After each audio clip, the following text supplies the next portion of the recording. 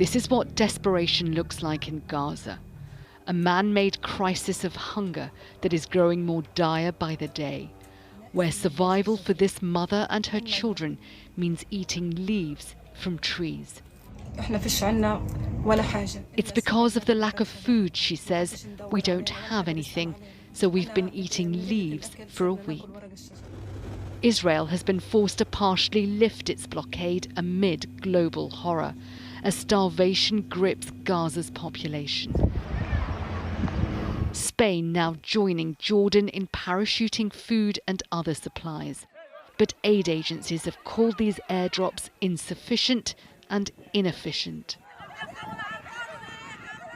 Today, Donald Trump's Middle East envoy Steve Witkoff visited a controversial aid distribution centre, around which Palestinians are said to have been killed by Israeli forces.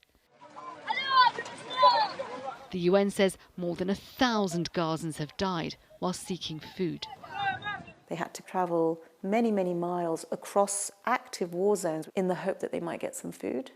British plastic surgeon Dr. Nada Al-Hadithi has just returned from Nasser Hospital in Gaza.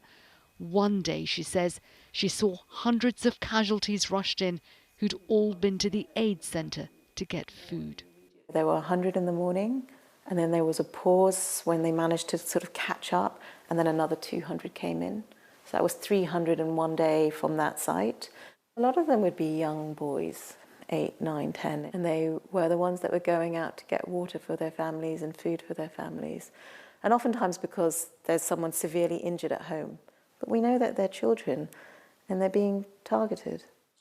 The Israeli military told us it categorically rejected these claims of intentional harm to civilians and that it does not intentionally shoot at minors. What ordinary Gazans want is for the bombs and bullets to stop and the siege to be lifted. Sejal Karia, News at 10.